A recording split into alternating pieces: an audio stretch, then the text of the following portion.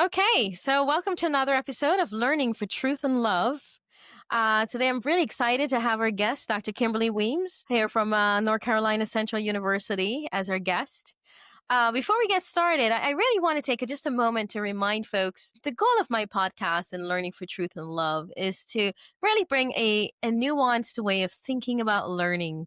Oftentimes, we learn about learning from people who might be our influencers, right? Maybe people who are writing, maybe we might learn them from research articles that we read, but oftentimes we don't get a nuanced perspective, especially for different spaces, whether K-12 or even higher education. And so I've been very specific in the guests that I choose, especially when I think about how we combine our lived experience and how it influences what we research, what we teach, how we learn, how we view the world. And so hopefully my goal in this podcast is to just bring a way of thinking about learning and about the world differently. Okay. So, Dr. Weems, welcome to Learning for Truth and Love. And I always ask, guests, rather than reading your biography, I always find it more interesting for you to talk about yourself.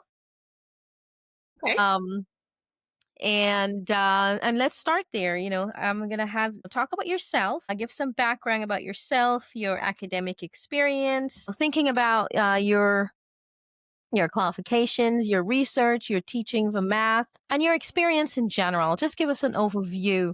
And just to remind folks, today we're talking about the state of mathematics. So, welcome. Thank you, Dr. Quinlan. So, yes, I grew up in Georgia and really always enjoyed math, always enjoyed science in general. I Nice. credit my mom for that. She taught middle school science, biology, life science for over 30 years in Well, the Georgia public school system. And I spent a hmm lot of time after school in her biology lab, um, just playing around with all of her equipment and playing with her books. And she also on occasion taught math at times. nice. And so that's really where my interests developed. And after high school, I attended Spelman College in Okay, Atlanta, nice. majored in math and minored in Spanish. Okay.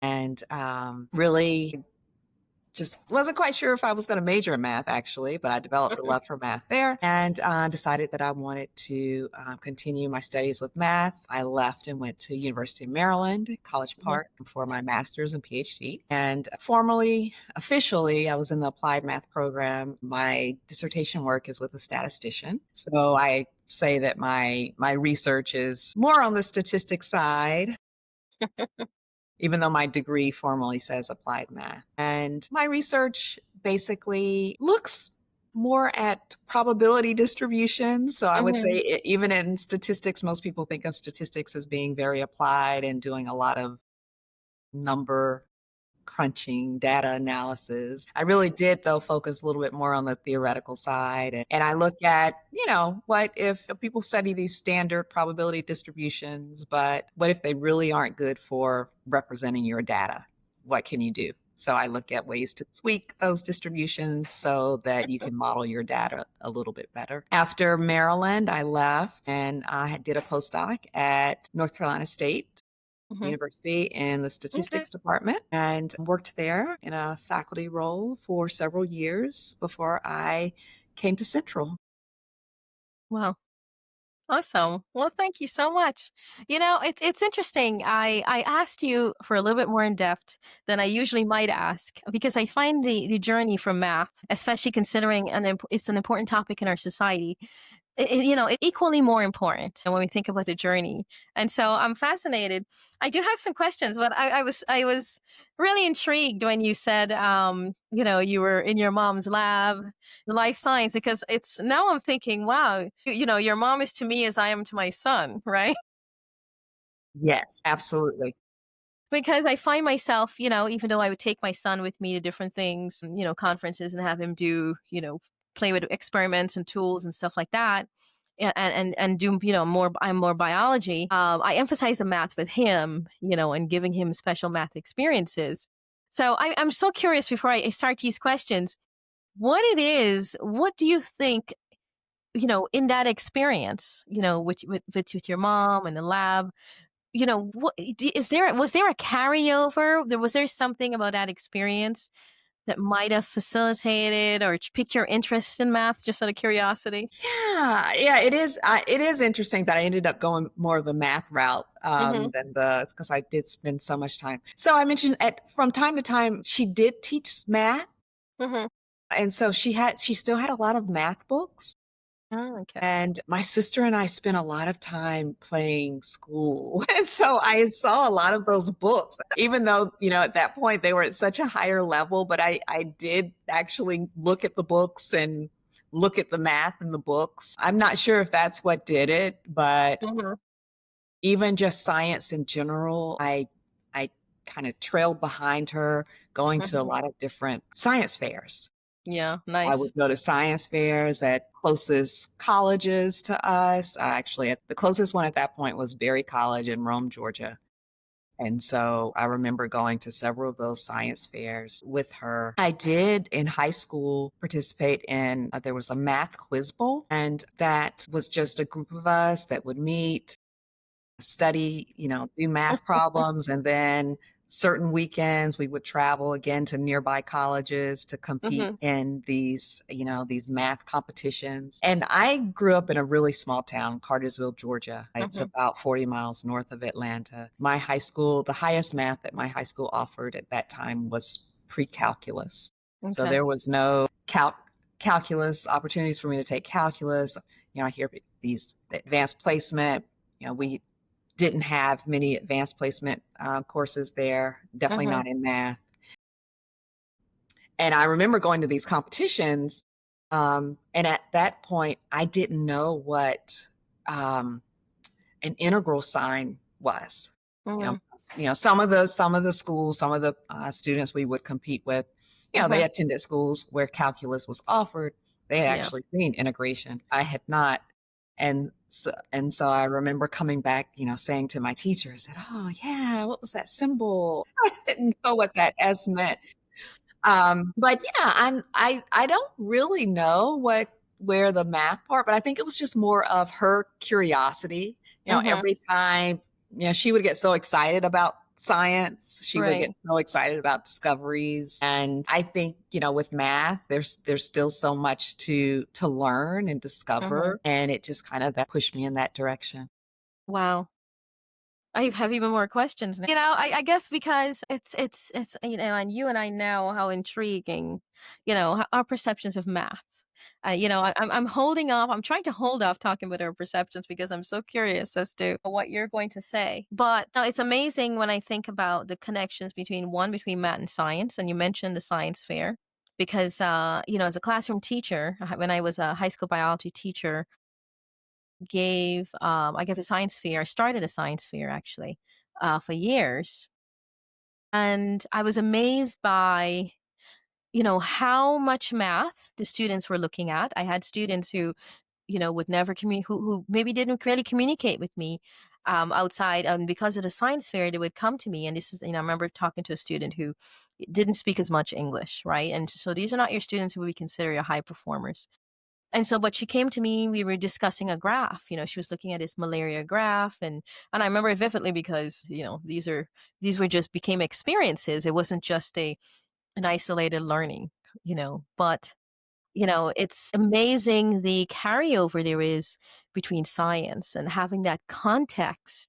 I'm curious about one more thing before I go into our main topic, which is, do you feel like, because when I think about the fact that science, gives you that context for understanding the why and the what in math, do you feel like, and I know you may not remember, do you feel like you were just going along with the journey, or it was more, gosh, I love math. I'm going for these extended, because when I think about learning, one of the big indicators for me of learning is really what you like to do outside of the classroom, right? And the fact that you were going for all of these things. I enjoyed it. So I'm a proponent of, like you said, these external experiences. They are so important and very important for me. Very defining. But yes, just some summer programs that I did in high school that supplemented what I got at my high school. Mhm. Was I going along for the journey? I enjoyed it. I wanted to learn more. I mean, as I mentioned, when I got to college, I did not initially come in thinking that I would major in math. But when Mm. I got to the point where I realized that I had satisfied my math credits, I Mhm. realized that, oh my goodness, I won't take math anymore. And that, which really, I was like, no, that was not a happy feeling to me, you know. And Yeah. that was when I realized, I said, oh gosh, I think math is what I really want to study. And I just couldn't see myself not learning more math. Wow. And so I ask you those questions because I'm sure my son doesn't see himself doing math at all, but that's been a part of his journey. And so I'm always looking for cues. And lately, my cue has been, well, if he doesn't resist or say no or, say, oh, I hate that, that's my cue enough, to keep going. With kids were still figuring it out, right? Kids are still figuring Yeah. out, and you still, you know, identifying, thinking of what you learned. Yeah, it's But yeah. definitely kids are still figuring out. And I think even in high school here, I feel like there's such a push now when students are applying to college to know exactly what they plan to major in. And to me, that's just I don't see it because I'm like, oh, they're probably going to change their minds. And there's so much to explore. Hmm. And a lot of times children just don't realize how math is connected to so many different areas Absolutely. and not even realizing that they're doing math or just the need for math. So Mm-mm. I think sometimes it takes a while for someone to realize that, if they want to be a math major or something just related. There's so many related areas that rely on math that I think after just from your experiences, as you said, Hmm. from your experiences, you kind of fall in and you realize, I need to take more statistics or more math or science because this is going to be useful to me. Right. Yeah. And hopefully it's not like most people, not most, but some people I've known who realize too late that they need it and then are scrambling to, oh, I want to do computers, but I really need to finish this math, or I want to do science, but I really need to finish this math. And I remember I used to give students these case studies to look at, when they were in high school, they got to see, oh, where the scientist struggled with math, and he realized he had to go back and learn the math, and they were really surprised, like, oh, really? They were, not the only Right. one.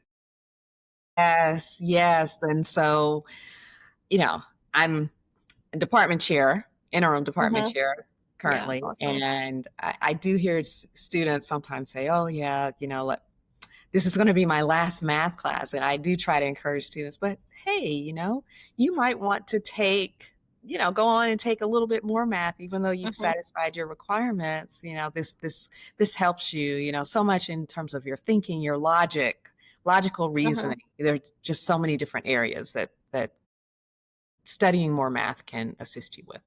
Absolutely. But so today I wanted to invite you because I really wanted to talk about um, the state of math. So if you could talk about a little bit briefly about your experience teaching math, and if you could go into how would you describe the state of math today Hey, that's an based on your excellent experience? Yeah. question. Yes. So, um, we're in the post-pandemic time. So now, I think I'll say the math community is struggling in terms of making sure that we are proficient in math, that students are getting what they need. Find even more so now that students are coming into college underprepared in math and really just not necessarily, well, they feel that they're nervous. They need a confidence boost. They need to review. Math is something that you may have learned it, you may have seen it before, Hmm. but you need to go back and review before they move on. So I think that review is so important right now because there are things that they probably missed. Hmm. You need to fill in the gaps. Math, I think, is very exciting and very, very relevant. I'm encouraged by, movies where math is showcased, such, Yeah. Hidden Figures. I think it was Hmm. wonderful, just a wonderful way to Yeah. showcase math. and the importance of math. Uh, Mhm.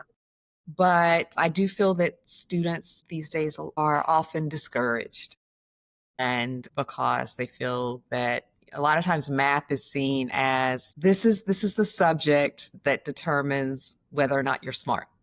I hear Mm. that all the time. Mm. I'm not, Okay. it just seems to, so if you're not placed in that advanced math class in middle school, Mm.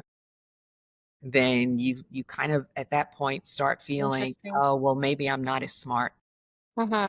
because I didn't make the Sure. advanced class. And I think that's a terrible way because with math, maybe at sixth grade or seventh grade, you're not quite at that point. But I've seen people, I've experienced it with family members who catch up.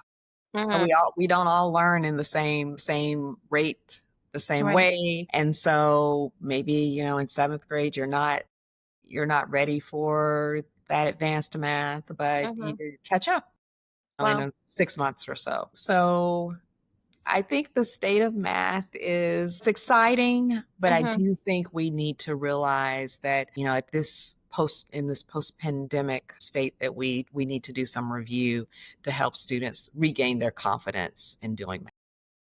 Wow. I have so many questions, my goodness. Because my tendency is to think, when you say the word live learned it, it's very hard for me to picture when I think of learning that you just lose that like that, right? And so I always question, well, did they really learn it? And I know that, being a professor, instructor, teacher, we get to see the trends over the years. And so in observing, in terms of what you've observed, I think you mentioned there was this kind of like a downward trending. And so what I'm curious about is, you know, what is it about this downward trending? Do you think it's because are we expecting more? Where have we also changed? We know that students have changed, but is it that they're not performing as well and they're really unprepared, or are we expecting more? And I'm curious as to what you might have even observed as far as what are maybe are some were some trends that you maybe society or K-12 environment was going through that you might have even observed on the in the college because I would observe trends. I'll tell you that afterwards, but I'm curious about what do you think might have also been trending that might have contributed to it? Yeah. Well, I do think with math, writing helps. So, what trends do I see in the classroom? I see my students doing, they take out their phone and they take a photo of the notes Ooh, okay. instead of actually writing things down. And I do Yeah, think writing helps that absolutely. your memory to understand the steps. And if you're just taking a picture, and we know when we take photos on our phone, Mm, where do they end up? Do they end up in an organized fashion? Not often, they don't. And yeah. so that's one thing that I've noticed Wow. in That's terms of huge. just the note taking aspect. Yeah. I also think about the fact that a lot of there's a lot of online math help, which is great. Mhm. Mhm. But it's a different approach because once again, Mm. they're not always writing something. So Mm. I mean, even typing is a different type of typing if you're typing in an Mhm. equation. Right. And how does that help with the retention? Mhm. How does that help with the learning? It's a different way of learning. Yeah. Mm. Distractions in the classroom, such as Yeah. the phones, which is something that I've learned and observed Mm. with students. So those are a few things Those are big. that I deal with when with teaching. Wow. And then of course AI. Mm. Again, new technologies, new developments, Mhm. great. How do we use them so that it's beneficial? Right? So if you're solving an equation and there are all these online equation solvers now, Mhm. it's not enough to just get the answer. Mm. Are you really, are students really understanding how to get the answer, what the answer means, the steps, the logic involved? Right. Yeah. Wow. Wow. It's so interesting.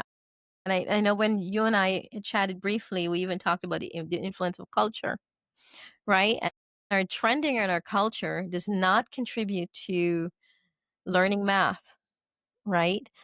And I want to say, and just to infuse some of my education observations too, writing is really important when it comes to that, right? Because I remember when I've had students doing well, and I remember having this student even come up in front of the class and explain to the class what you're doing, so that she can explain what she's doing and that they're not. And she said, "Oh, well, I would just go home and rewrite my notes." Right? And so the process of writing itself, it's going to become so much more important, um, in the future now, because we don't have as much opportunity. So the whole mechanics of it, we're talking about how the brain works, right? You're talking about motor skills being combined with visual skills, being combined with, it's a processing, it's a Yes. processing opportunity. Whereas you snap a picture, and the worst part of it is because they have so many resources, they are fooled into thinking that their familiarity in looking at the screen means that they know. And so they're going to be even more fooled than they've ever been before, Uh-huh. you know? Exactly. And so what we think is needed is not necessarily what will be needed. And the worst part of this is the way we integrate writing with the math and the requirements for it. I find it's in the most, I want to say the word useless, but I know it's not all useless. It's just in the more, and I want to say the word boring, which, most kids would find it boring, but it's almost not capturing where the writing is needed, right? Because you don't always need the writing in math, and I don't like the fact that, for example, my son will just do the calculations sometimes in his head, and he doesn't like to write it down, per se. And Hmm. sometimes it's okay to just do it in your head, right? And Yes. so, because we don't credit the kid who is able to conceptualize things mentally and process it, we don't see that as an advancement. We have them writing in the wrong areas at the wrong time, Hmm. and it simply seems like it's just because it's following something formulaic, a formula that we have, right? Because we can't, we're not breaking outside the box. Whereas it's different, like you said, you're doing a science fair, they have to write things down, they have to, it's without a purpose. That's what I meant to say. All of that just to come back, you Hmm. know? So you really said some important things that, you know, make sense, but it just, that's why you're here. It wouldn't have like, oh, that makes sense. Well, I know even at when I was working on my dissertation, and what I encourage graduate students to do is, as they work, go ahead and type it up, right? If you're working on a proof, once you think you have that proof completed, type it. And I always found that when I'm actually typing, I write it out first, but then you start typing it again, that's when I would catch my mistakes. Mm-hmm. Or gaps. And I actually, this isn't quite right. I've left something out I need to add in Mm-hmm. because I'm missing a piece, or, the logic isn't there. And so it's that process of going back and reviewing and really trying to make sure that it's exact and precise. And it really helps. Yeah. And so that's, on one level, graduate level. I would say for myself in elementary and middle school, I noticed that, and I think it was because I enjoyed math, Mm-hmm. that after the summer, when I go back, you ask the question, is it that you, you never actually learned it, or that you've forgotten it? I felt at that point, I always kind of cringed. I noticed that I felt like I had forgotten. So I Mm-hmm. remember those first few days of the new school year. Mm-hmm. We get our books, and then I'm like, yeah, I certainly did. I Mm. remember we went over this, but Right. boy, I don't quite remember this. Mm-hmm. Lucky for me, you know, I I would take my book home and go back and do some self-review Mm. because I enjoyed math. But I recognized that I said, yeah, I knew that. I did learn that, but boy, Mm-hmm. I'm not quite ready to go on. Yeah. Yeah, so I do think some of it is you do fool yourself sometimes in believing that you've learned it. But sometimes I think that, math is something that you really do have to constantly review Right. because you're building on top of what you've already learned. Makes And sense. so if it's been 3 months Mhm. and you haven't been working, you haven't been doing math, Mhm. like you're used to doing math, and yeah, you've forgotten a little bit and you need to go back and review. And Mhm. if you don't do that review, then it's like you take a step forward, but then you fall back and you keep Mhm. falling back. And so it's harder to kind of get over that hump again, especially since oh gosh, you think I did know how to do that, and it can Mhm. become frustrating, right? That Right. and I do think that's where students become frustrated. Yeah. They've been exposed and they know that they've seen it, and I have students tell me all the time, I just can't perform, or I can't do this on the test, but I know how to do this. And Mhm. it's a sense of frustration. Yeah. I can see that. And I can also see more and more where students are skipping practicing, right? Like you took that initiative, you saw that need, but a lot of times students will tell themselves, "Oh, I'm familiar. Oh, I'll skip that practice." You Right. know? And Uh-huh. we've been in college. I've been in college, There are things that would have benefited. It's almost as if I think I would have wished having a better awareness of how I learn. And even thinking of metacognition, the ability to think about, you know, you're learning on a deeper level. I'm just wondering if that's one of the bigger mark we're missing because a lot of times I find that students don't really know what it takes, right? Yes, I agree. Uh, you know, they say, I always remind my students, right? We're in class. You need to spend 2 to 3 hours outside of class Mhm. reviewing the material. And I just don't think that really happens that often anymore. The time, spent out of class, it's really needed to get that deeper understanding. It's like an understanding of the consequences, right? We do consequences in so many other areas of our life except in learning. What are the consequences of that lack of carryover? Exactly. And I advocate for, I like group work Hmm. in class. I think Okay. that's good. But I also think during the group work, you do learn things, but sometimes you can once again fool yourself into thinking that you know it when it was actually one of your group members who Mm, really helped you get to a certain point. And yeah. that's why that time outside of class, I believe, is so important, because a Hmm. lot of times that's going to be so, I think you need group work, but I do think you need some individual work as well. I said you need both, Absolutely. just to really make sure that you understand, Hmm. and that you're not being carried along with the group, Right. so that when test time comes, Hmm. where you do have to perform solo, Hmm. you can do it. Hmm. Yep. Absolutely. Because it's the group knows, right, collectively, but you Yeah, individually don't. exactly, exactly. Wow.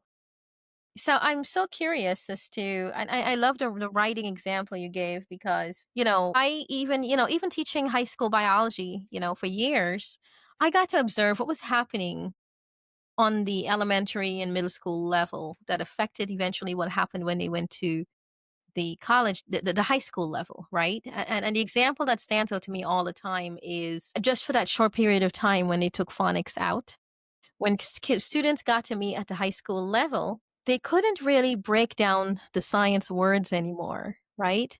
Because I would have them read, they would read a word and, even without me, it's like, oh, if you have a hard time, pronouncing, I would have them so break it down. And then they had that challenge of breaking it down. Right? So I'm curious as to, what else you might have observed um, that in terms of trends over the years that might have carried over to where we are today in math because those trendings are really important. I mean, as a teacher, I used to know which class the student had before me in the last grade for the whole year, right? Depending on which teacher they came from, you would see how they did based on what was emphasized because biology is one of those very, it's an applied science that we often teach first, but I think we should teach closer to the end. because it's applied. What we teach is like it's not. And so it depends. Some people can teach it like it's not. So I'm just curious to say if there were any other trends you observed. Any other trends? Well, sure. If I'm trying to think of other trends that I've observed, I teach a number of first year college students Mm, just in the general education courses, mm, as well as I teach some major courses. But those first year students, I'll say just one, I won't necessarily say I've observed this, but I know that there's been a lot of talk in the mathematics community about your first college course. mhm, Should that be college algebra? Or should we rethink, should it be something else? And in terms of trends, there's a community that is really advocating for data science. mhm, So with the amount of data that we're mhm, producing and just where we are in society right now, mhm, data science is definitely trending. mhm, Here at Central, our largest math course for incoming freshmen is college algebra, which we're finding that a lot of the students are struggling. And maybe with the trend towards data science, we hear so much about it now. Perhaps that first course should be moved a little bit more towards data science. Certainly that's an area that is going to touch on so many majors, that's needed right. in so many majors. So perhaps we should rethink, Mhm, instead of having, you know, we have over 30 sections of college algebra each mhm, fall. Maybe we should be thinking, okay, perhaps some of these students would be better served with data mhm. science. Yeah, I like And I that. think that's just a trend that we're just seeing in our society. And maybe we Mhm, just need to rethink, given how students are, I mean, of course, I would, I don't want to dismiss algebra mm-mm, and what students are learning from that process, mhm. but, you know, there are some other skills that we Wow, could so emphasize. I So love that. that's definitely a big topic in the Yeah, math community right now. that's great. It's interesting that you said that too for several reasons. One is I could almost see people thinking that you would need more understanding to go towards data science versus algebra. But I think data science is just a great place to start, just for a lot of reasons, because you're talking about integrating critical thinking and thinking skills that sometimes students come with already that may not show up in algebra, because algebra is something completely different.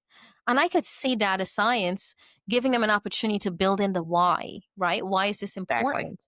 Why learn it? Where they can actually observe the trends themselves, right? And they could even build the equation themselves, right? Because a lot of times we think we need to hand it to the students when Exactly. they're capable of making these same observations.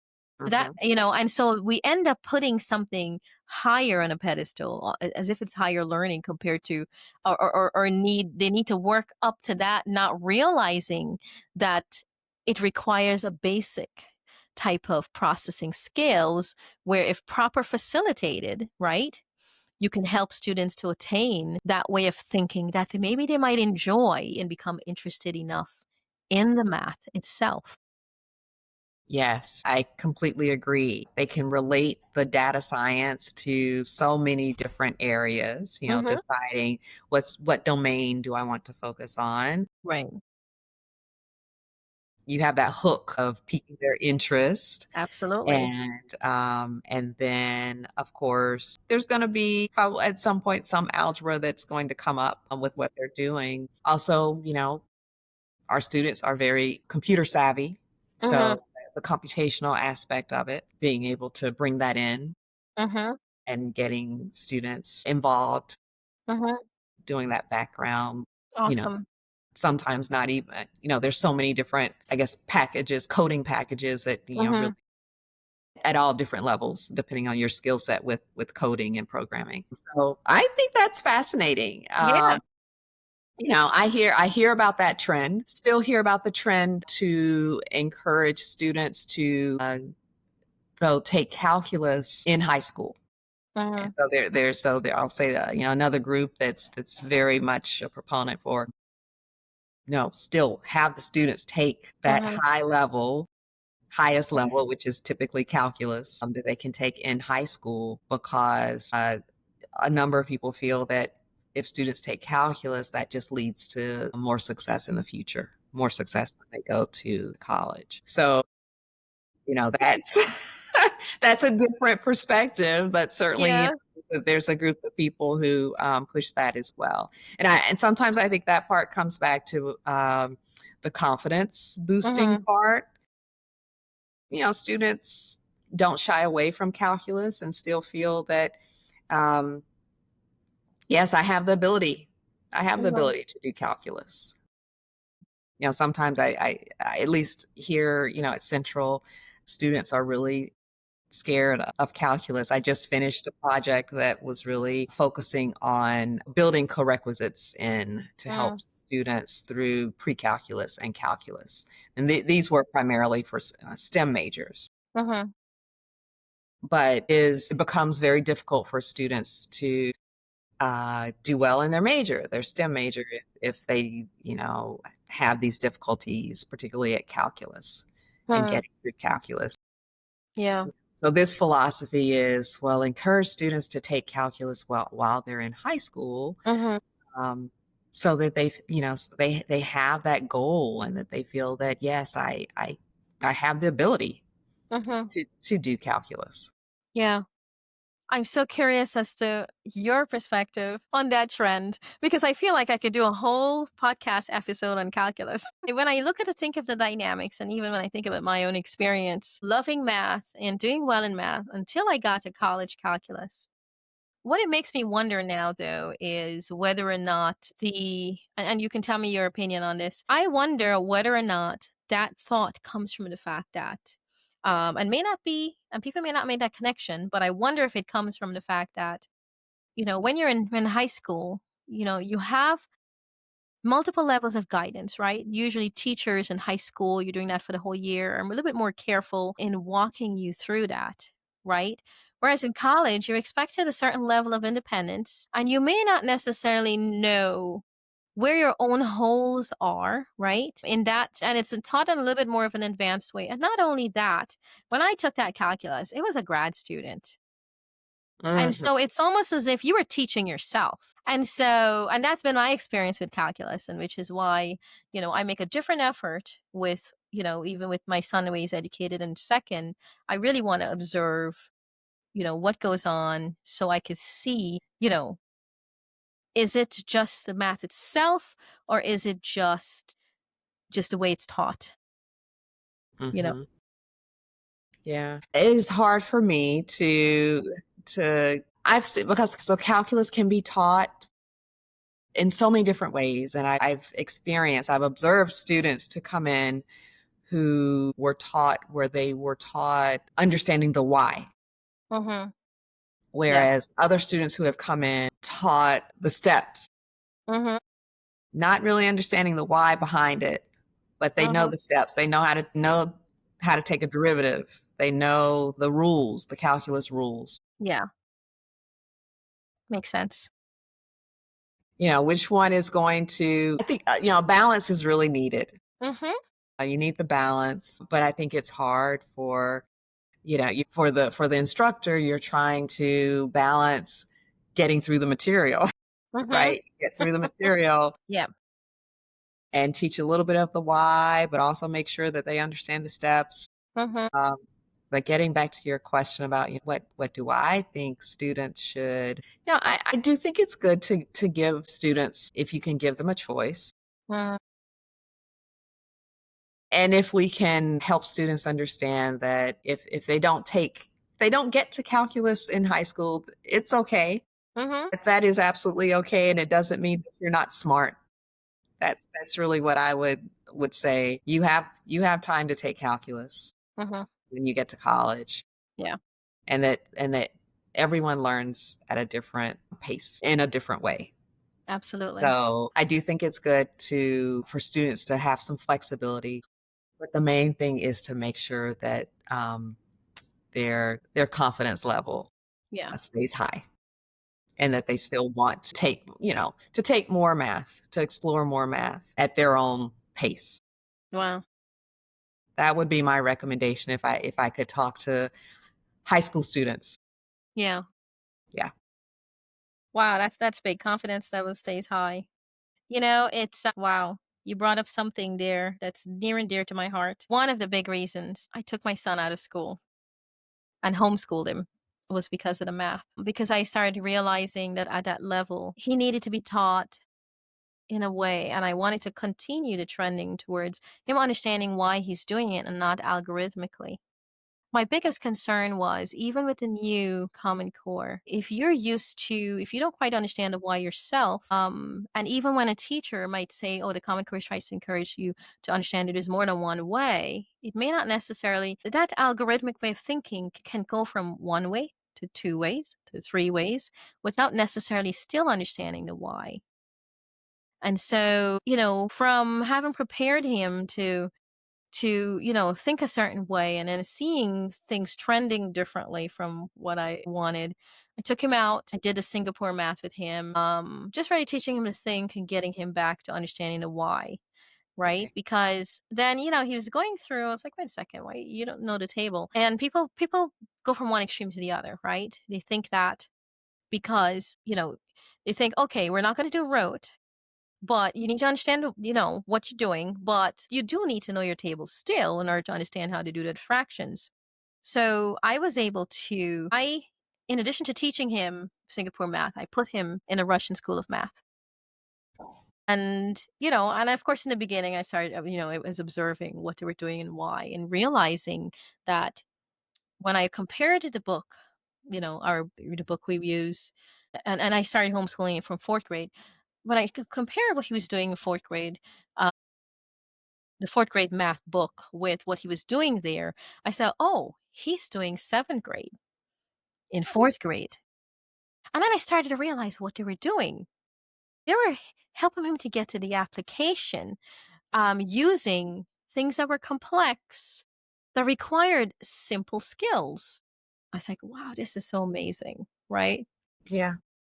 And then I also started seeing, oh, he's doing, of course I would peek at his problems now and again. I was like, and he doesn't realize he's doing physics.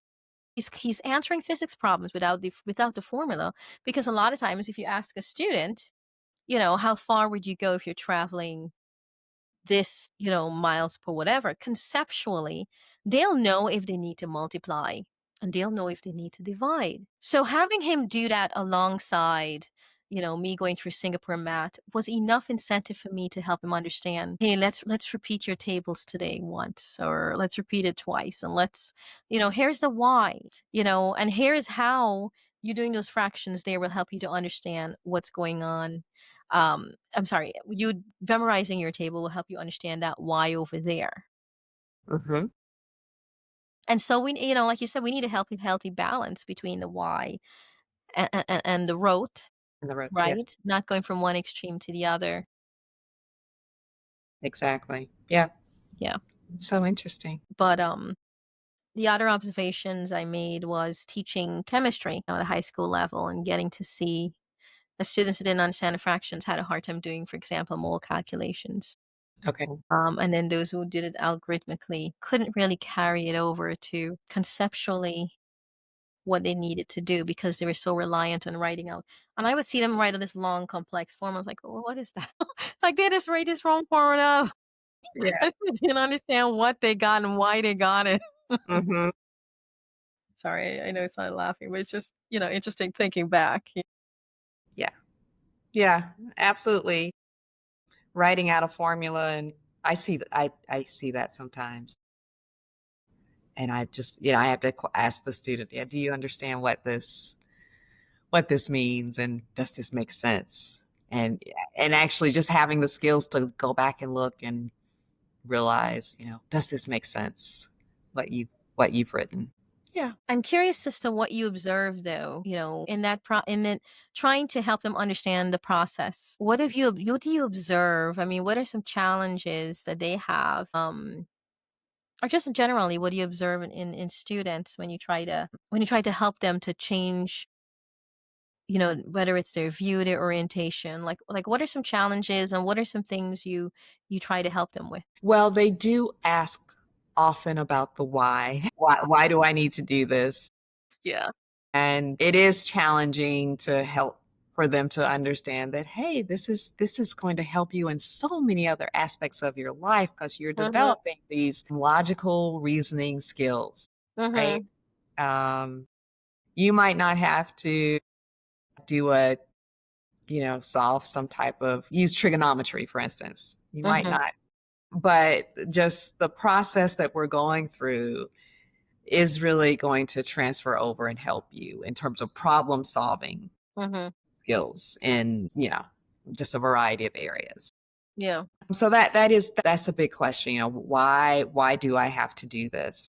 Mhm. Also, not having everything be about a grade Mm. as opposed to just wanting to learn and understanding and increasing your knowledge and, um, the points and the grade. That's always a big one. Yeah. And really stressing to the students that it really does help if you do a little bit every day, Yeah. as opposed to waiting to the end of the semester and going into panic mode. Mhm. And I try to be flexible, reopening assignments, Mm. and that can only help so much, right? Because you have to do a little bit, and again with math, you're building, and it's so much easier if you just start off strong and just do that would help so much. Start off strong at the beginning of the semester and just do your studying, do a little bit every day. Wow. Yeah. If I could get that across, I would feel really good. Absolutely. Yeah. I think I could see, the need for building an awareness of how you learn. And I can also see, in terms of us changing the infrastructure to really help students understand the why, right? Connected to it. Maybe there'll be a little bit more buy-in. I mean, we're talking about being in an age where we're competing for so many other whys, right? Yes, that's true. I don't know how that'll go, but I think there is such a greater need now because the buy-in for college, we can't afford to have students see the consequences until it's too late, you know? Absolutely. And, you mentioned even thinking about introducing them to data science initially. I could see that, that being helpful now because there's so much carryover to, I guess just about all the subject areas, Exactly. right? Yes. That maybe might give them a taste of, because I find it sometimes often because they're on a journey too, right? They're in an identity type of journey where they're figuring out what they want. And so I could see that even that exposure to so many different things, allowing room for them to maybe direct them early on. Yeah. Um, I definitely think I think that should be explored more, and I think more and more people are starting to look at that. So we'll see where that goes. I am someone who is more of a statistician. That really excites me. We hear Mhm. sometimes my fellow statisticians, we laugh because we're like data science, but that's not new. No, we've been doing that for a long time, but now the Yeah. buzzword is data science. I know it's a little different Yeah. because sometimes in statistics you don't really emphasize it's not all emphasized in one package, the computing, the domain knowledge, right? And the math and stat parts. But I'm glad though. I mean, I Mhm. definitely think it's a positive to see that data science has been embraced Mhm. and so many people are recognizing the need for training and learning, and it does seem to bring a new level of excitement. Mhm. So I definitely think that's positive.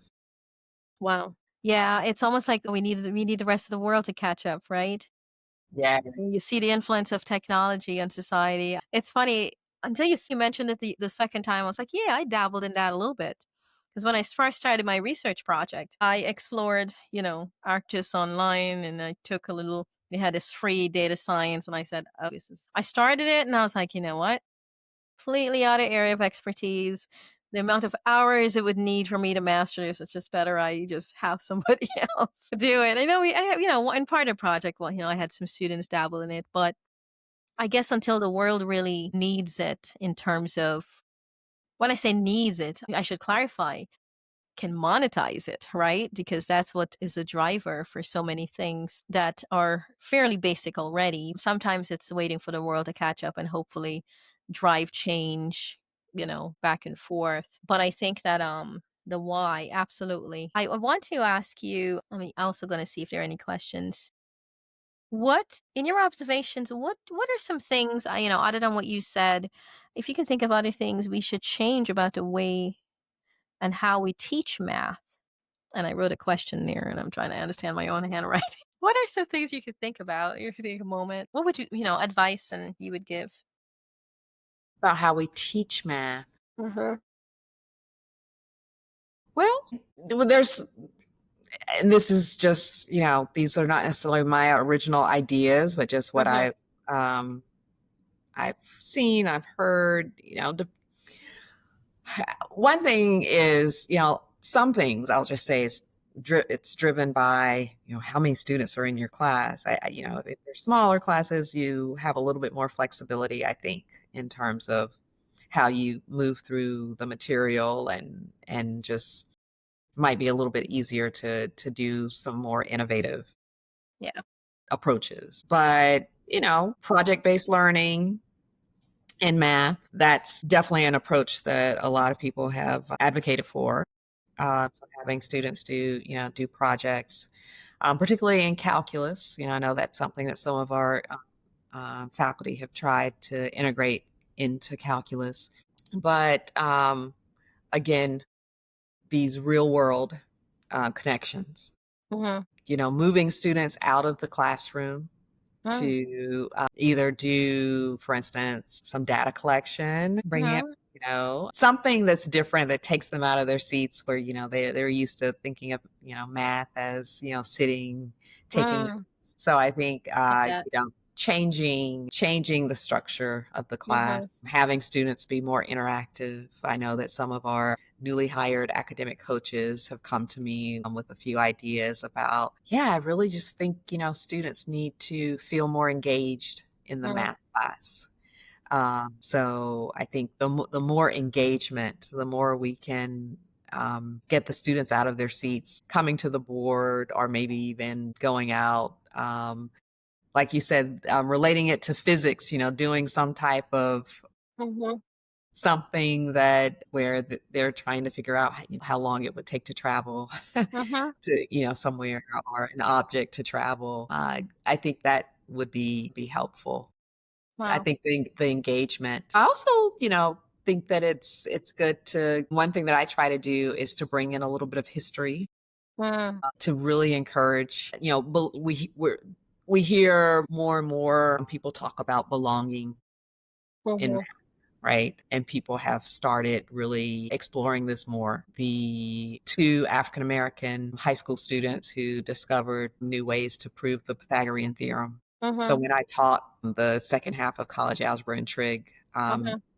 in 2024, I was so excited. And I would say that is probably the best lecture that I had. I pulled up Mhm. a video Nice. talking about the students Mhm. and with their explaining how they came up with this proof. Yeah.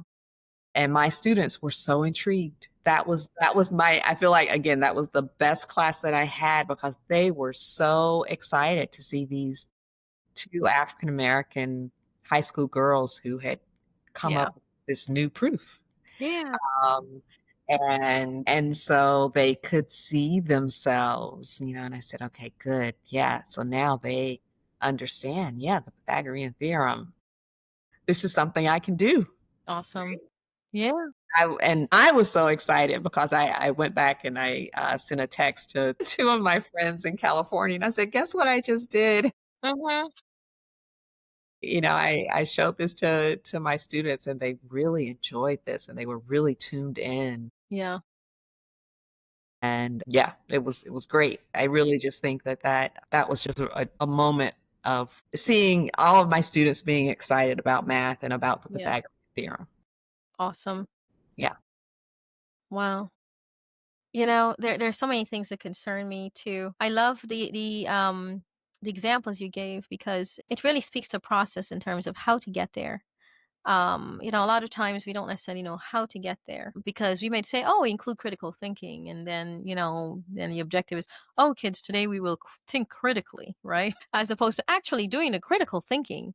Yes. Or having someone who, or maybe we think it's okay that if someone thinks algorithmically, that we have them create these critical thinking. And we don't quite understand the type of skills needed to go there. And a lot of times it requires a way of thinking, and the question is, how do you, if you're leading this way, spot that way of thinking? Right?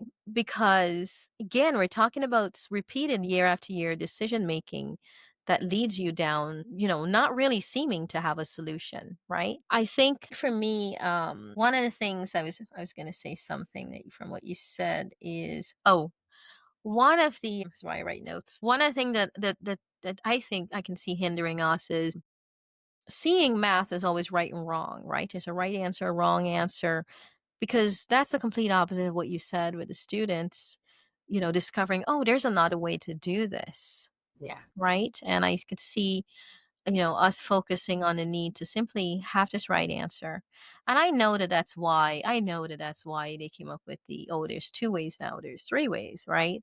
Yeah. But it's still very, I'm trying to figure what's the word to use. It's like more of the same. How is that? It's still stiff in that way. It's just more of the same couched differently, right? Right. Let's see. I think sometimes people, and I don't know if I probably can't even come up with the term, but some people have the approach to teaching, just giving the problem and just letting the students work and come up with the solution. And so they're not so concerned about coming up with the correct solution, but more of the process of how the student is thinking through the problem. Um, So, but that kind of that goes back to some approaches are easier when you have a smaller class, right, as opposed to just this class of I don't know, 32 students we have. But yeah, that's tough. That's a tough problem. The right answer versus your thought, your thinking through. right. Um, yeah, the critical thinking part. I don't have the best answer Yeah. for how to go No, it's about that. fine. Yeah. I mean, these are great. I think what you said was really important because what I've observed too is the class size, right? And what I've observed even obviously in the black schools from talking to students who have graduated, you might see there's a number of students posted on the website, but that's not the reality of their classrooms, right? Exactly. All of these places where they say they pour money into the system, where they say they're giving money, have big classrooms. And no matter what and how much money they've poured into these places, that hasn't changed. That essential bit Yes. hasn't changed. And so what ends up happening a lot of times is we pretend we're making all these solutions, but still not really changing where it matters, right? Yes. Which is in the classroom size because it does matter, you know. Yes, that's so true. Being able to just stop and kind of give that one-on-one when you realize that there's a student that needs a little Mhm. bit more attention. It makes a difference. Even I think in terms of students' willingness to participate, Mhm. and you have to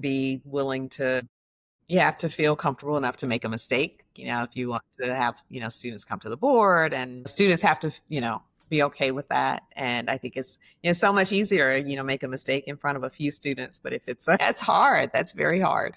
It's hard for students to feel, have that level of comfort. Wow. Wow. I'm also thinking too of the scenario where, you know, you're going to, where someone is saying, okay, think about it, right? There's only so much thinking you can do. It's going to be dependent on your experience that you bring, right? And so you can think yourself to the ground hour through, and nothing, right? Because you haven't had an experience, you haven't been giving those list of skills, or acquire those list of skills, or the thinking doesn't really utilize, students' own experiences, right?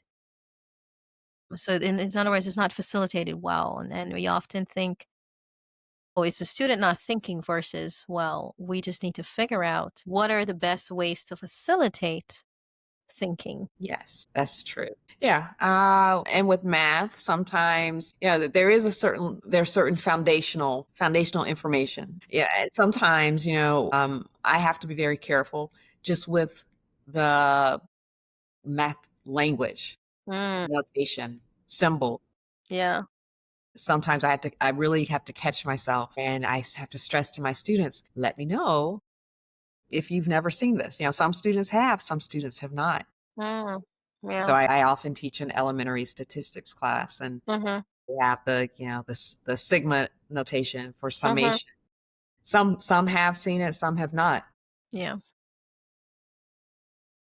And so if you're just confused by the symbols, the Mhm. language, ha- uh, the facilitator has to be very careful that we're all Right. speaking the same language when we are, doing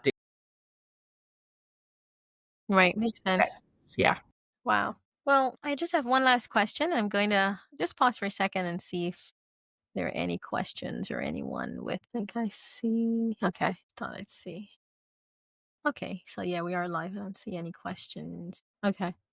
So what are some recommendations? Any other recommendations you have about the direction we should go in improving mathematics in the U.S. and what it's whether in the K-12 space, college space, both, either. What recommendations, other recommendations you would make? Yeah. Well, I certainly, as I mentioned, I really believe in enrichment programs. Mhm. And the more enrichment activities, because it's so hard to get everything done in the classroom. Mhm. I really felt that I benefited from that, and I Mhm. still think that there's a program here at Central for Mhm. incoming freshmen, aspiring Eagles. Mhm. Nice. So students can take math. They can take a math class Mhm. over the summer before before their first semester. Mhm. And I would love, I've said this before, and of course, if we had all the money in the world, but to see that program expanded Mhm. so that more students could come in and actually take, even if it's not their first math class, but to take some type of, can call it a bridge course Mhm. or prep course. I do think we need to be careful with the language. We don't, Mhm. the whole, remedial, I'm not saying, Mm. would not want to Yeah. call it that, but just some type of supplemental math um, would be really helpful. Um, and again, even the summer, I mentioned that, when I was, still in middle school, I felt that I had this summer drain where I kind of lost my skills over the summer. Mhm. Any type of summer enrichment for Mhm. students, I think that would be so helpful just to keep the mathematical thinking, the mathematical learning going Mhm. so that students, when they come back for the new year, they feel that they're ready and that they haven't forgotten. So any type of enrichment, I would definitely think that that would be a good direction to go in. Wow. And that's an important point, the enrichment part, because enrichment costs, right? Especially for families who can't afford it. That's not going to happen for them. Oftentimes, enrichment will happen for people who can't afford to pay for enrichment, because I know because we pay for enrichment. Yes, absolutely. Yeah. I was very fortunate, and I did some summer enrichments when I was in high school. I found a few programs. But you're absolutely right. There aren't enough for Mm-hmm. everyone, and it does cost. So Mm-hmm. that's It definitely costs. a barrier. But I Wow. do think that also, I think as advisors, as professors, instructors, teachers, parents, to stress to maintain a positive attitude towards math Mm-hmm. because our children, our students Mm-hmm. are listening and watching. Right. And I do experience this. Students just have often developed this negative attitude towards math, Mm-hmm. and it comes from perhaps their parents didn't have a positive experience with math, and so the more we can promote math in a positive light, Mm-hmm. that's kind of my mission, to really bring a positive message about math, Mm. about how Wow. math is useful in Yeah. so many different ways. I think that would just really help students to feel empowered to take math and to move through a math class and to just want to learn and Mm-hmm. to help them have. I want to help students have better experiences with math. Yeah. Oh my gosh, it's so important you said that because so many times, our society doesn't see our attitudes towards something affects, other people's engagement and our students. And oftentimes we feel the need to express, I wasn't good at that. And oh, this was not good for me. And the continuous need to express that negativity, you know, reinforces that it's okay to be negative about it. And people don't realize, and especially the unintentional people, right? People, it's not their intention, but sometimes we just have to, because the glass was half empty for us, it's like we don't realize we're taking away the opportunity for it to be half full, because we're projecting that negative experience. We're projecting that negative perspective. We're projecting that negativity, and it's, and I know it's hard. It's hard. You can't be more than who you are, right? But that is part of the battle. The thinking, we're battling the thinking, even as instructors, to Yes. get children from A to B. Like you said, and this is something we have to remember. It's not all going to be covered in the classroom because I got to see, even though I like the class my son is in, I got to see, how, wow, when it comes to certain topics, they skipped over. I was like, wait a second, that's really important. You're just not going to be able to cover it all. And so, it's why, I have him in, you know, getting additional help, a couple times a week so that he doesn't have those gaps, Right. and that was the biggest thing, capping those gaps are, it's like, how do you have gaps already? You just started, how you haven't even gone in the middle of elementary, you have gaps. Like, that's ridiculous. That's yeah. Yeah. And so, those large classrooms and all these factors. Wow. Well, any more takeaways before we end? I really appreciate. This was amazingly insightful. Thank you. Thank you for the opportunity. Now, it was good to talk about just to talk about math and to Mhm. be able to talk about the state of math. And it's, something I feel very passionately about. And I hope that I'm projecting this onto my students. And Absolutely. I appreciate your interest, and thank you for inviting me. Well, thank you for joining. I mean, obviously this conversation could go on and on, on and on. And I'm going to make myself stop now. So thank you so much, Dr. Weems, for joining Learning for Truth and Love. And if you all enjoy this podcast, please like and follow so that you can, hear about the next one. Thank you. Thank you. Press stop.